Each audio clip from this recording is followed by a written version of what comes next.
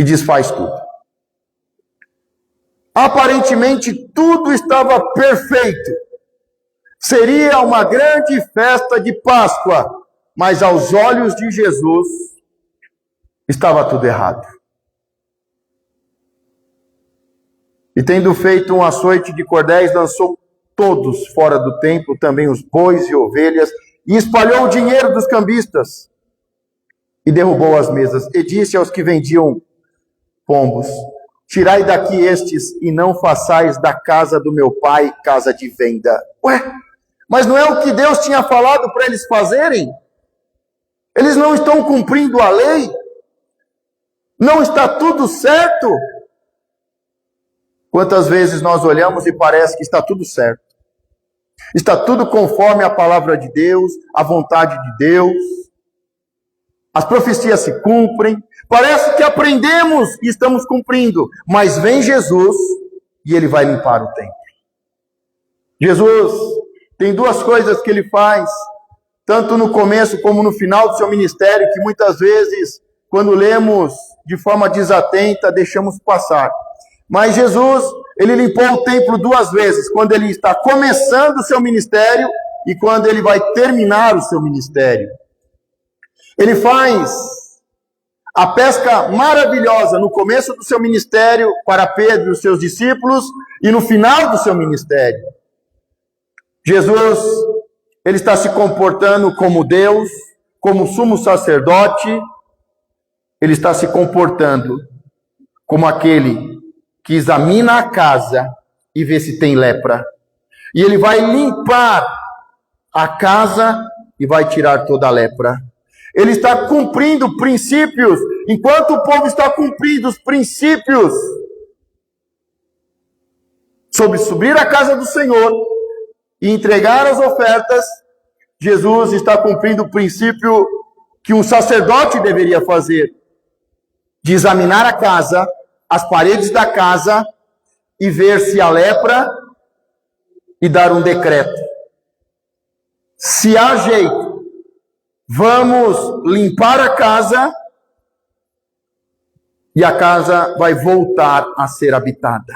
E é isso que Jesus faz no começo do seu ministério.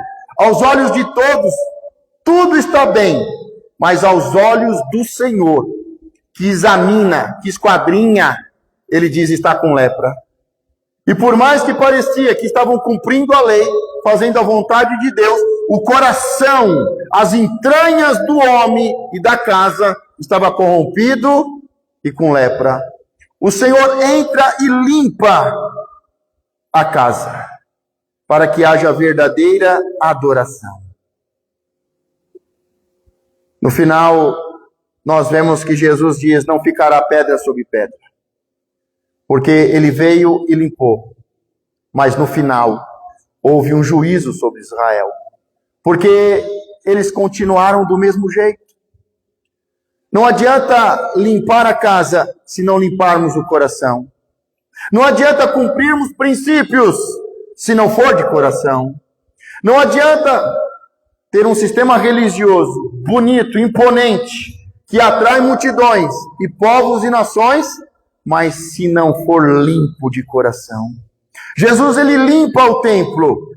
No versículo seguinte, João 2, 23 ao 25. E estando Ele em Jerusalém pela Páscoa, durante a festa, muitos, vendo os sinais que fazia, creram no seu nome. Mas o mesmo Jesus não confiava neles, porque a todos conhecia e não necessitava de que alguém testificasse do homem, porque Ele bem sabia o que havia no homem. No final desse capítulo, nós vemos que Jesus sobe, começa a festa da Páscoa, Ele prepara ali um chicote, Ele limpa o templo, se passam os dias, muitos milagres acontecem, mas termina dizendo que Ele não confia na multidão. Ele não confia na multidão, Ele bem conhece o que há no coração do homem. Muitos creram, Ele diz, muitos creram no seu nome. Mas Jesus diz: eu não confio neles. creram no nome de Jesus. Eles viram Jesus limpando o templo. Eles viram durante a festa Jesus fazendo milagres. Eles creram no nome de Jesus, mas o relato termina: Jesus, eu não creio neles. Eu não creio nos homens. Eu não confio nos homens. Eu bem sei o que há no coração do homem.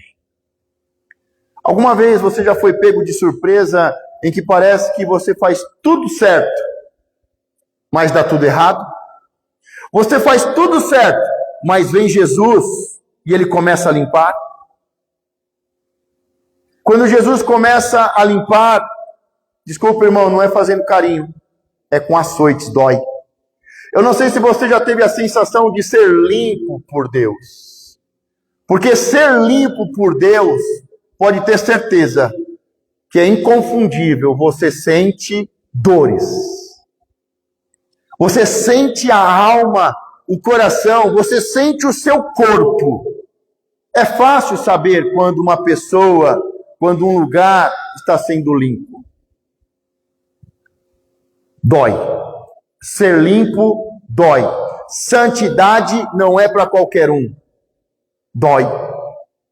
E eu gostaria que você puxasse na sua memória se você já sentiu essa dor de Jesus entrar com força, com veemência. Jesus entrar na sua vida, na sua casa.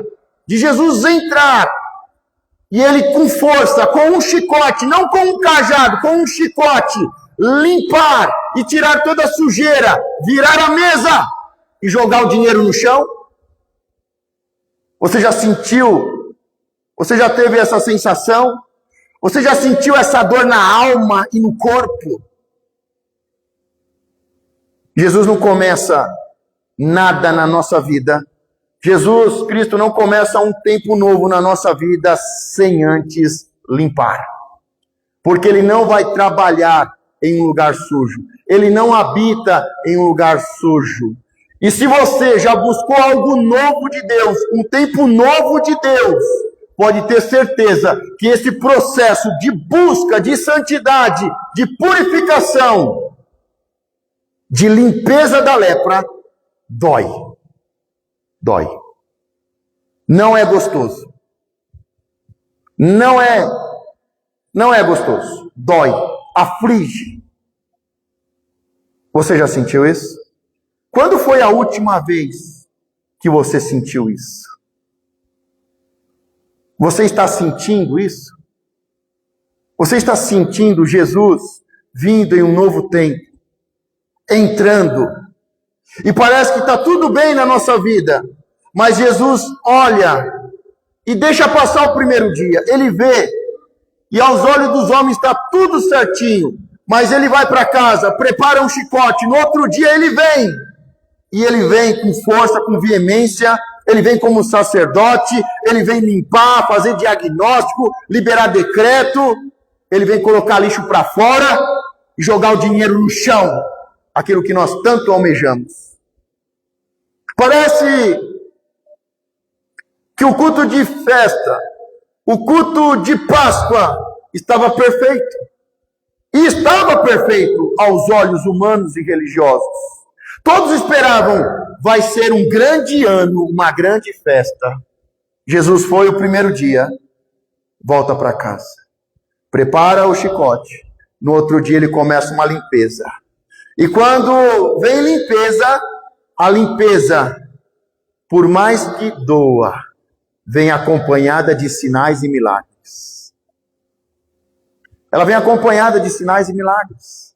E é importante nós entendermos, eu creio no nome do Senhor, mas eu confio nele? Ou eu só creio?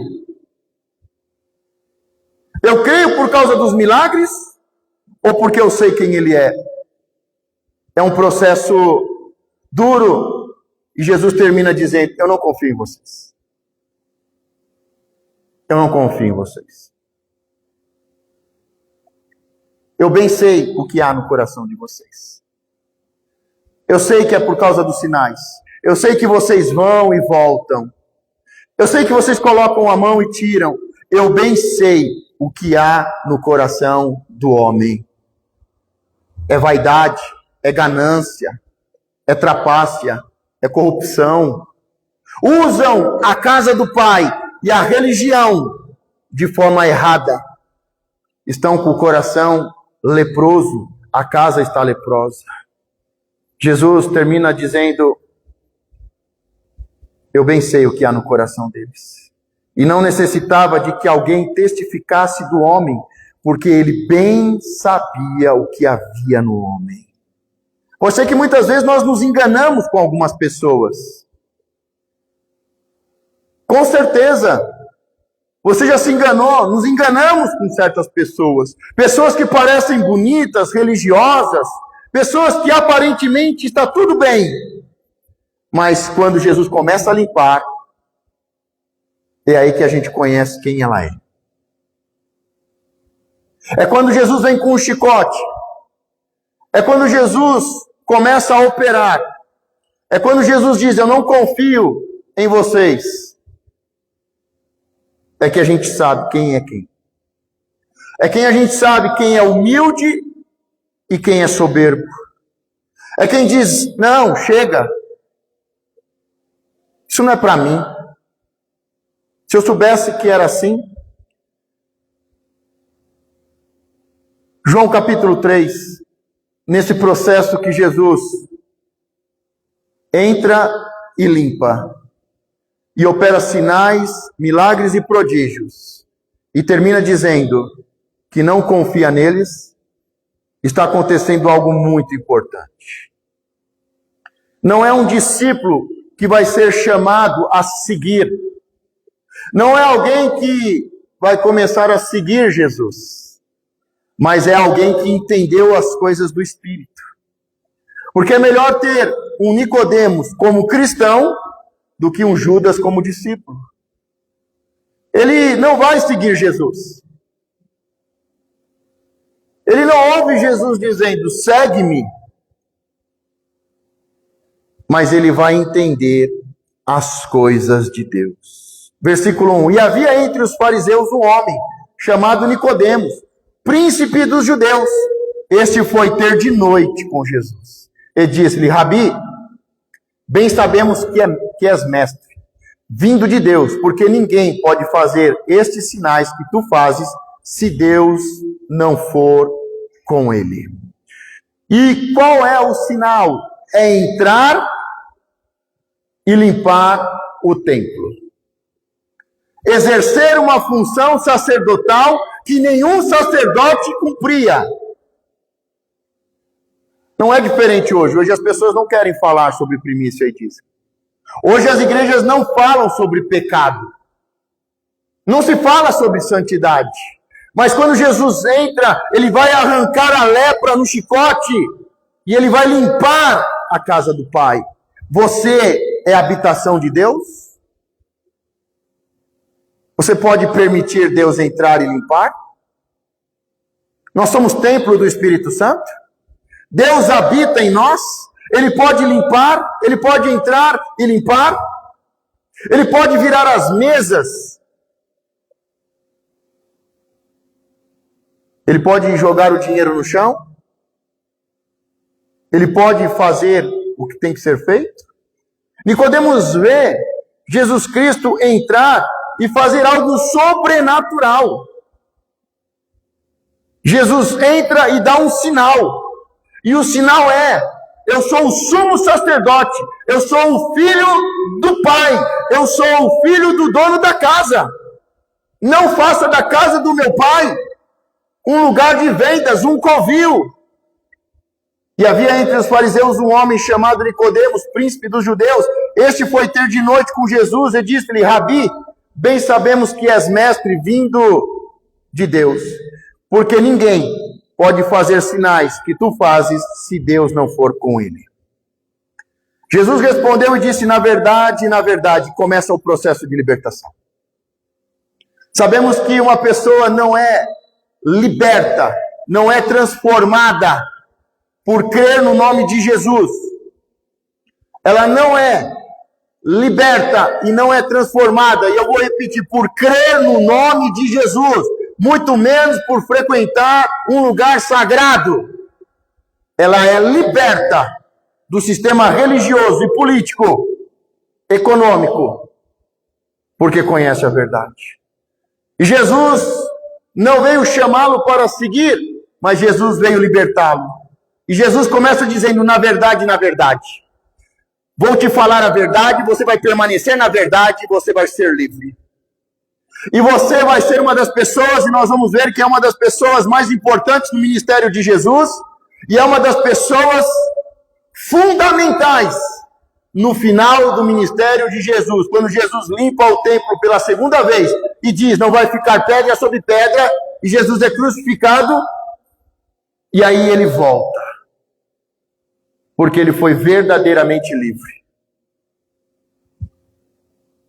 Na verdade te digo que aquele que não nascer de novo não pode ver o reino de Deus.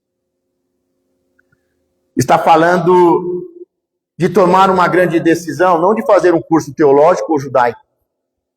Está falando de conhecer a Deus, de tomar uma decisão, de morrer para o mundo e nascer em Deus. Está falando do novo nascimento. Está falando do batismo nas águas. E disse-lhe Nicodemos, como pode um homem nascer sendo velho? Ou seja, Nicodemos se coloca na posição, não está discutindo um texto religioso, não está discutindo uma lei judaica, não está discutindo a vontade, a lei de Deus. Ele está dizendo, eu sou um homem velho. Como é que um homem velho, como é que eu faço para nascer de novo? Não é questão de eu ensinar para os outros, eu, um homem velho, como é que eu faço para nascer de novo? Porque eu não sei. Disse-lhe Nicodemos, como pode um homem nascer sendo velho? Pode porventura tornar a entrar no ventre de sua mãe e nascer? Se fala muito de nascer de novo, mas o que é preciso para nascer de novo? Quantas pessoas dizem, eu nasci de novo, eu só não sei aonde? Porque não tem vida nova. Continua na mesma vida de morte, de pecado. Como é que se nasce de novo? É isso que Nicodemos quer saber. É nisso que ele vai passar praticamente 3 anos e meio pensando, meditando e buscando. Na verdade, é isso que ele vai fazer. Disse-lhe Nicodemos, como pode um homem nascer sendo velho? Porventura, tornar a entrar no ventre de sua mãe e nascer? Jesus respondeu, na verdade, te digo que aquele que não nascer da água e do Espírito não pode entrar no reino de Deus. Jesus está falando de coisas espirituais, ele está falando de coisas naturais. O religioso, ele é natural, por mais que pareça espiritual. O religioso é natural, ele não tem fé, ele não tem visão, ele não tem revelação. Vai ter que entrar de novo no ventre da sua mãe? Jesus diz, na verdade, te digo que aquele que não nascer da água, não é do ventre da mãe, é da água e do Espírito, não pode entrar no reino de Deus. Jesus está falando sobre 2 tipos de nascimento. O nascimento na água e no Espírito. São coisas diferentes. Nascer da água é um tipo de nascimento. Nascer do Espírito é outro tipo de nascimento. E existe um terceiro tipo de nascimento. Quando morremos, quando Jesus voltar. Não pode entrar no reino de Deus. Jesus vem ministrando, arrependei-vos porque o reino é chegado. E Jesus deixa bem claro, se você não conhecer a verdade que te liberta, se você não conhecer a verdade que te liberta, que te faz nascer da água e do Espírito, você não entra no reino.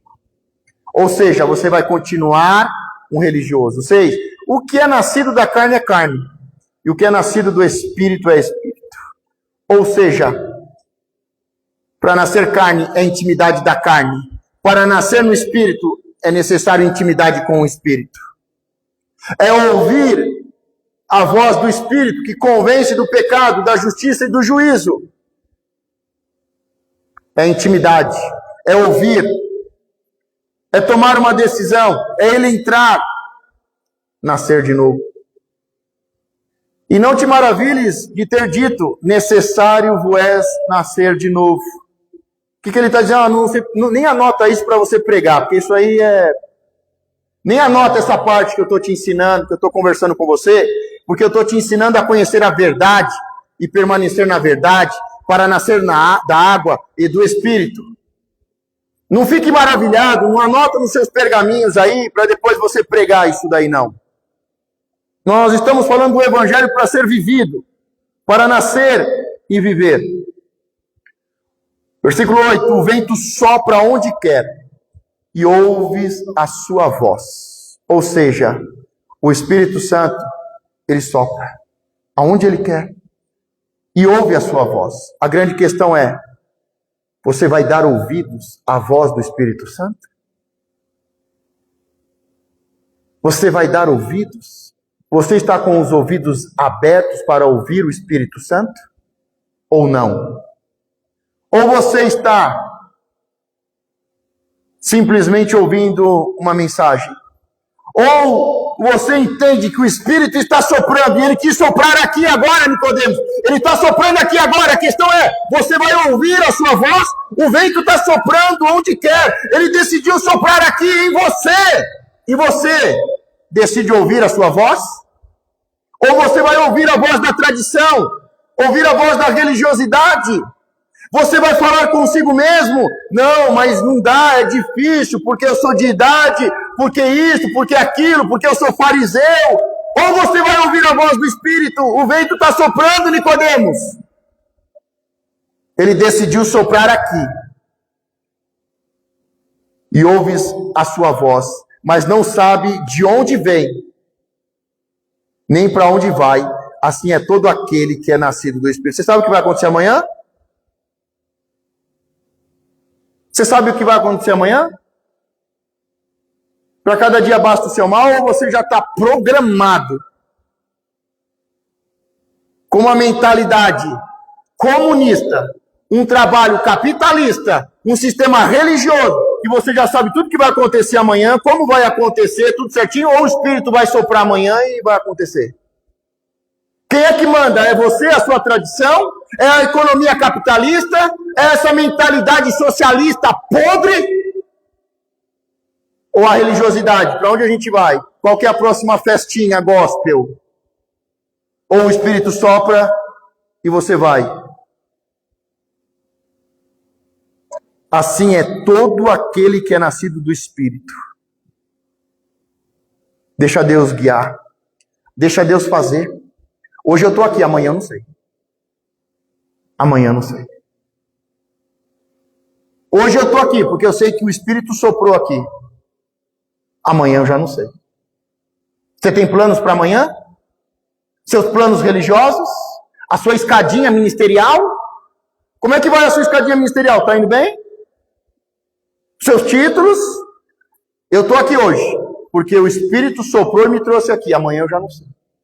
Eu não estou cumprindo uma escadinha e nem uma agenda religiosa. Ele soprou do nada, de repente, sem mais, sem menos. Segundo a minha esposa, era impossível eu estar aqui. Mas o diabo sabe que amanhã Deus vai fazer outro impossível. Você está cumprindo a sua agenda, ou se Deus falar, levanta e vamos? Me segue.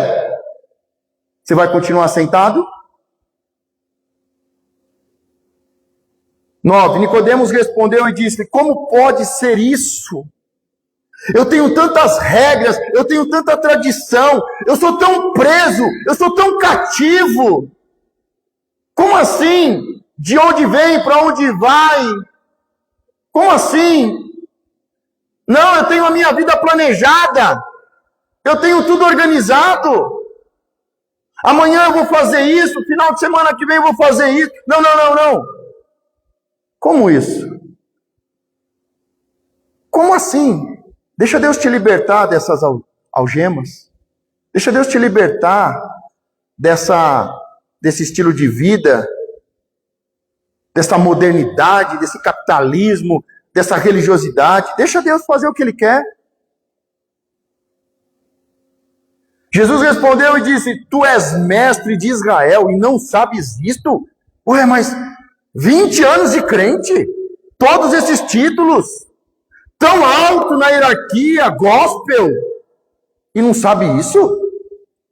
Na verdade, te digo que nós dizemos o que sabemos e testificamos o que vimos, e não aceitais o nosso testemunho.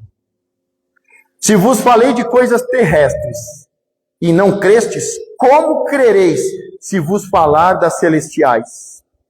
Ou seja, nascer de novo é coisa terrestre. Nascer do Espírito, nascer de muito Espírito, é tudo, Jesus está dizendo, é tudo coisa normal, é tudo coisa terrena.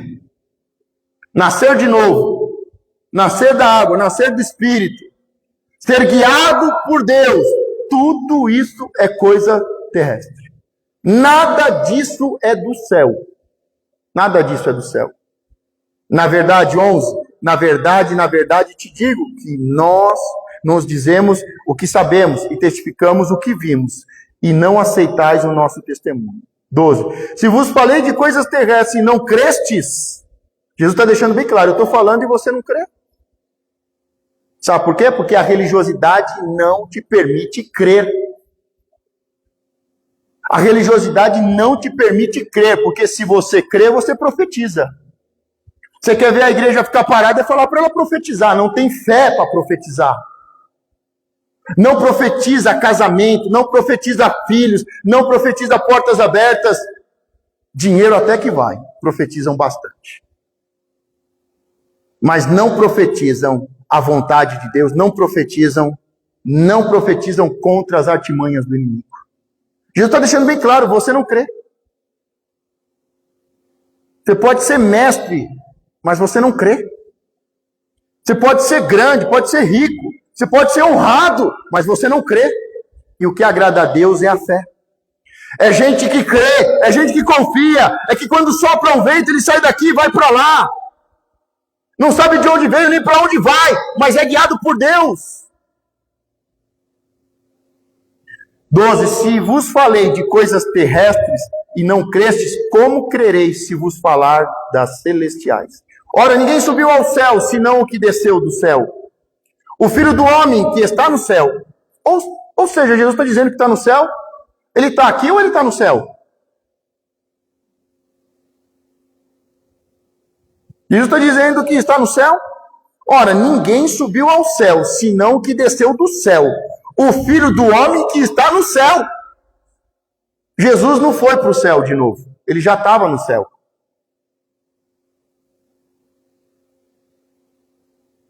Ele não foi para o céu, ele já estava no céu. Ele está falando aqui, que está no céu.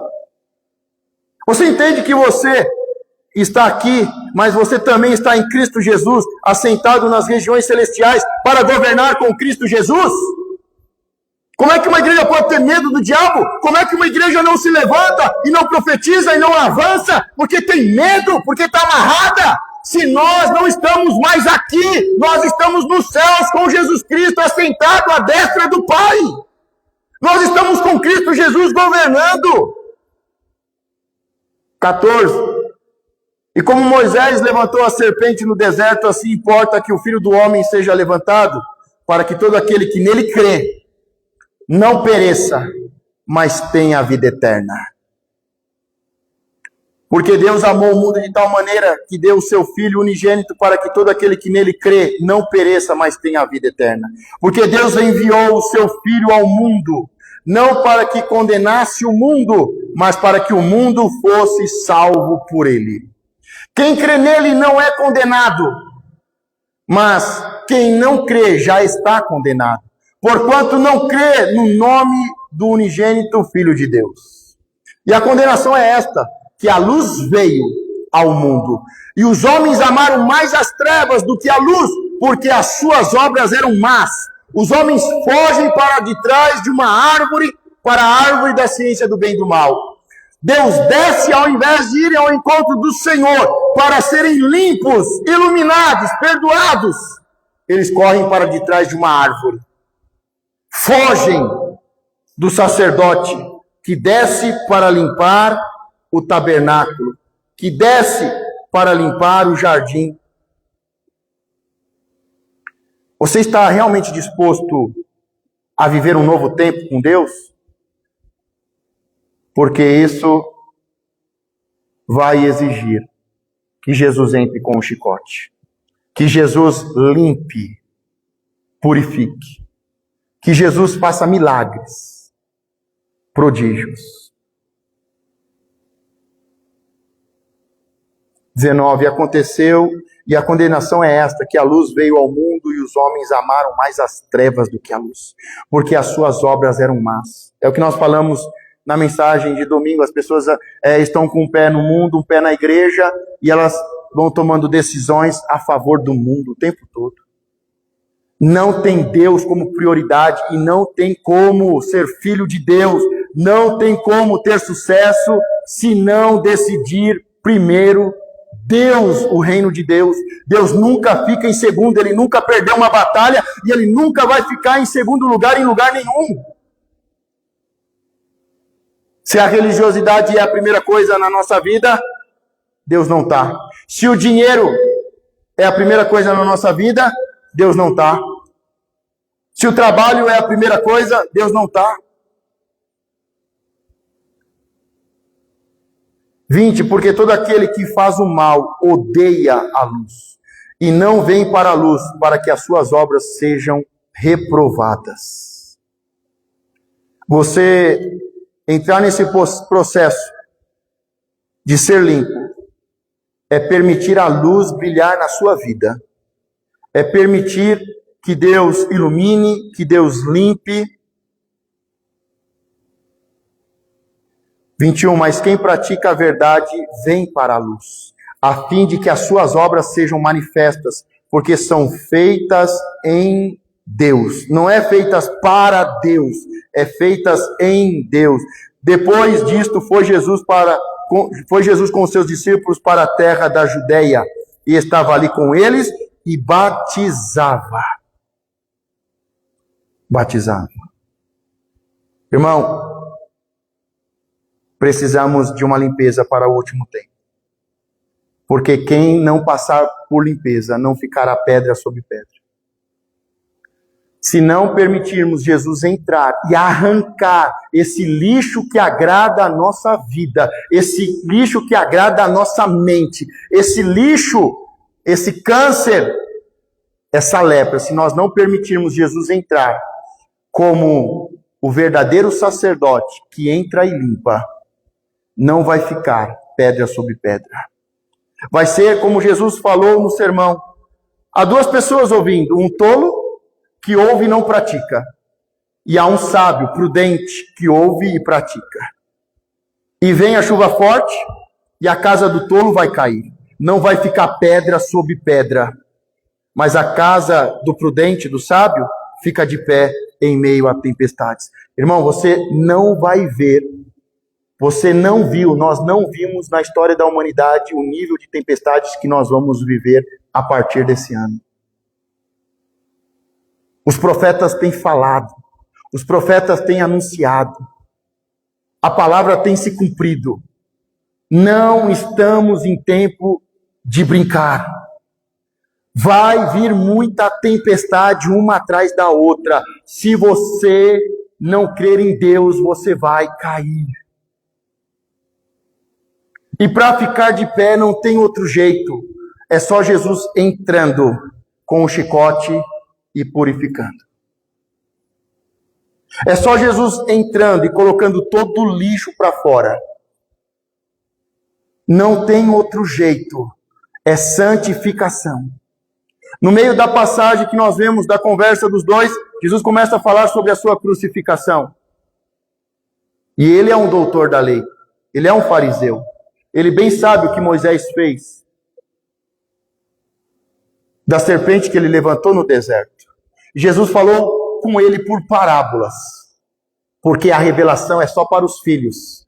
E ele, apesar de ser um grande homem, príncipe, honrado, fariseu, ele não tinha acesso à revelação. E Jesus falou com ele, como se falava com a multidão, por parábolas, por ilustração.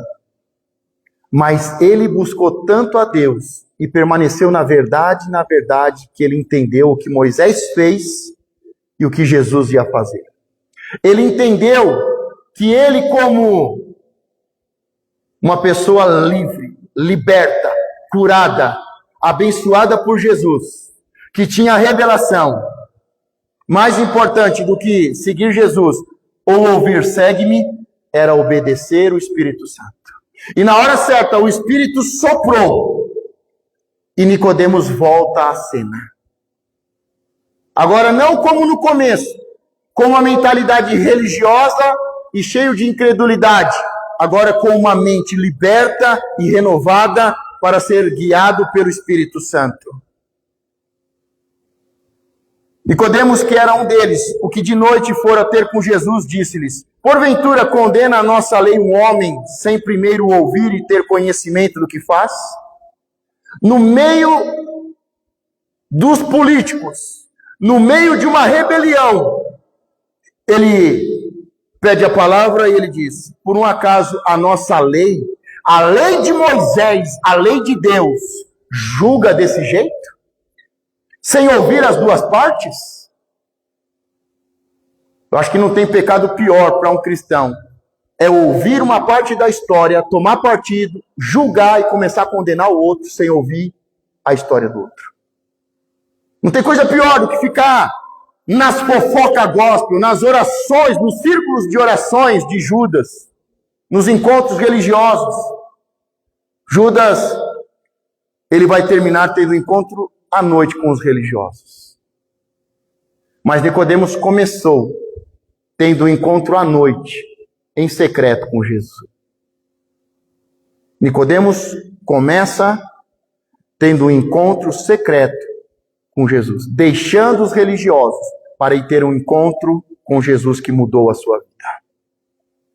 Judas começou ouvindo segue-me e terminou indo fazer uma reunião secreta com os religiosos para atrair o seu mestre. Nicodemos começa dizendo: mestre, Rabi, bem sei que você é da parte de Deus. Judas foi lá e disse: ele é um qualquer. Eu vou beijá-lo no rosto. É um qualquer. E foi também Nicodemos, aquele que anteriormente, se dirigindo de noite a Jesus, levando quase 100 arretéis de um composto de mirra e aloés. Tomaram, pois, o corpo de Jesus e o envolveram em lençóis com as especiarias, como é costume dos judeus, na preparação para o sepulcro. Ele é responsável pela terceira e última unção de Jesus Cristo sobre o corpo de Jesus Cristo. Se coloque de pé. Estamos num tempo de muita purificação. Sem santidade ninguém verá a Deus. Sem santidade ninguém ficará de pé. Quem está de pé, vigia. Vigia. Quem pensa estar de pé, vigia.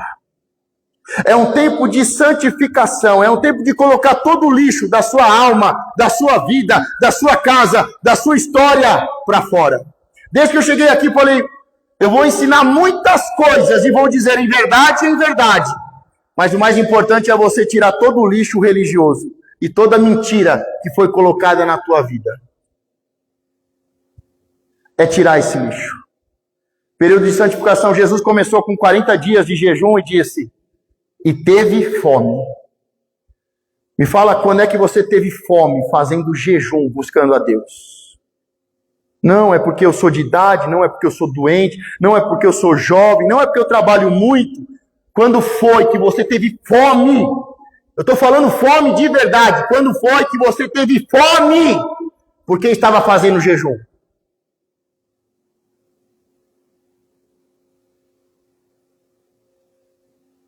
Agora, jejum, Deus está dando até de conhecimento científico para o mundo, como o jejum intermitente, por misericórdia, mas nós sempre tivemos a revelação do jejum.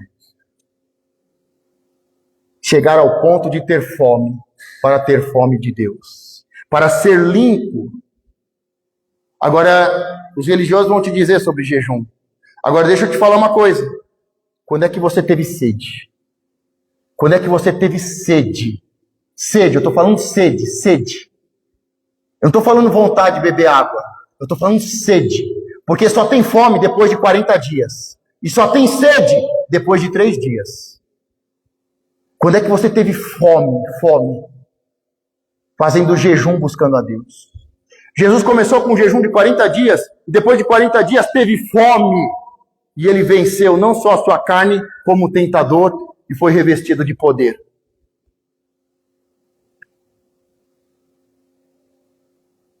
Acredito que nenhum pastor deveria ser consagrado a pastor sem antes fazer um jejum de 40 dias. Vai ensinar budismo, vai ensinar outra coisa. Vai para os religiosos. Nós não somos seguidores de uma religião, nós somos seguidores de Jesus. Ninguém pode começar um ministério sem ter 40 dias de jejum e dizer, eu tive fome, eu venci. Eu sou mais do que vencedor em Cristo Jesus. Mas sabe como é que termina o ministério de Jesus? Depois de uma traição, depois de uma noite de muitas injustiças, uma traição, injustiça, ser abandonado por todos, ser esbofeteado, cuspido, ser mandado para um lugar, para outro lugar, para outro lugar, e ninguém achar um pecado, e ele ser condenado, e aí ele dizer, tenho sede. Quando foi que você teve sede? Quando foi que você fez um jejum total, sem água? Porque só se tem sede de forma científica depois de 3 dias. Quando foi que você fez um jejum de 3 dias? Deixa eu te explicar. A igreja, ela precisa entrar num jejum de 3 dias. Por quê, pastor? Primeiro, para a gente deixar de ser um Saulo e se tornar um Paulo. Deixar de ser um religioso cheio de ódio, inveja e homicida e começar a ser um Paulo. E segundo, porque se nós não passarmos por isso, se a igreja não passar por isso, os nossos filhos, o povo vai morrer. Está entendendo, Esther? Porque é fácil dizer que a igreja é Esther. Difícil é a igreja fazer 3 dias de jejum. Porque se não fizer, com a certeza, depois de 3 dias eu vou entrar. Se eu morrer, morri. Ou você está preocupado com a sua vida, Esther? Ou você já se corrompeu, Esther, com os luxos do palácio do rei? E você quer viver, não quer mais morrer. Porque Esther falou, se eu morrer, morri. Mas pelo menos eu sou uma igreja de verdade. Precisamos de um jejum de 3 dias. Precisamos ter fome e sede. Precisamos quebrar o espírito. O principado deste século que cegou a muitos. Que está fazendo do povo de Deus um Saulo, homicidas. Precisamos de um jejum de 3 dias.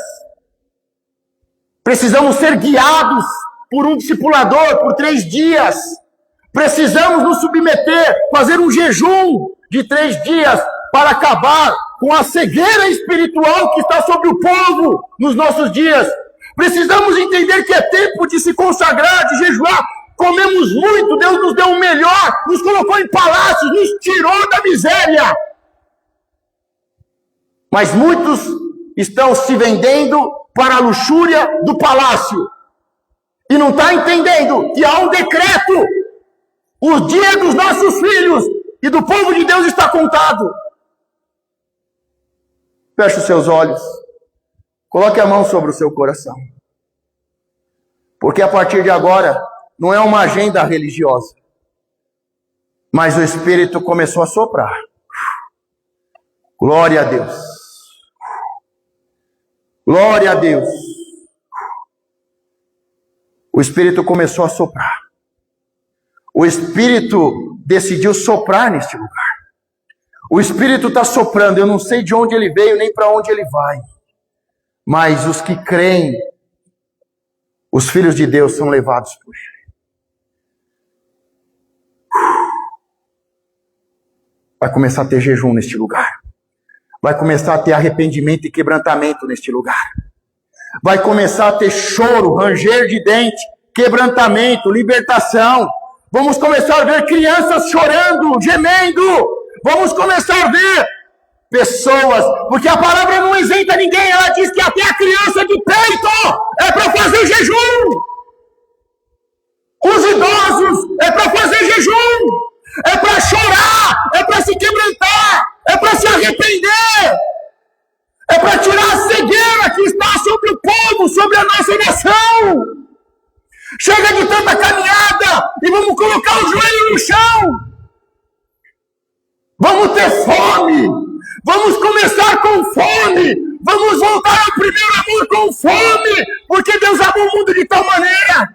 Vamos nos entregar a tal ponto de dizer: tenho sede, tenho sede, tenho sede. Senhor, eu tenho sede. Senhor, eu estou com sede, Senhor. Senhor, eu estou na fonte de vida. Mas deixa eu te falar, deixa eu te explicar, Senhor. Eu estou com sede, Senhor. Eu tenho sede, Senhor. Eu tenho sede. Senhor, eu sei que a partir de agora, as traições, os beijos falsos, vai haver bofetões, cuspidas e afrontas. Você não é um médico? Cura-se a si mesmo.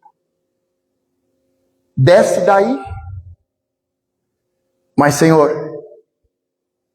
eu digo: eu tenho sede. Eu tenho sede, Senhor. Senhor, usa a minha vida para dar um copo de água fresca, Senhor, a um profeta.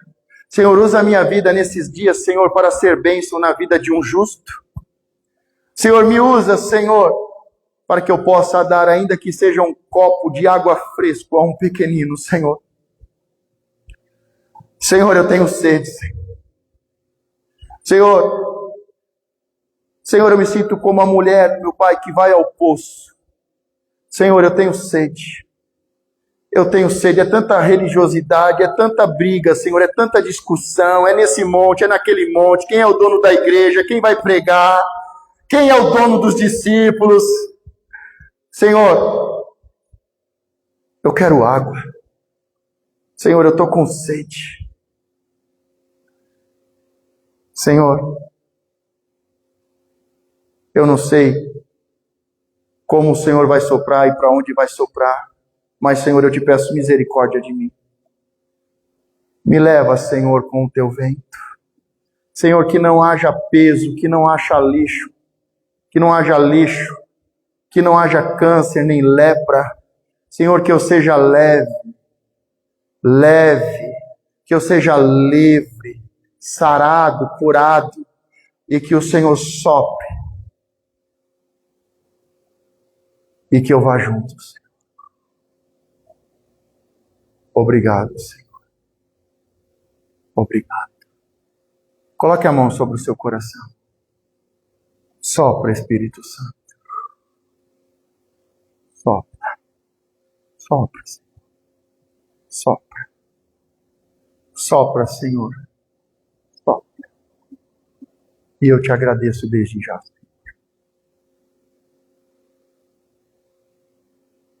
Obrigado. Aplauda ao Senhor, se cumprimente. Vá em paz, Deus te abençoe, Deus te abençoe.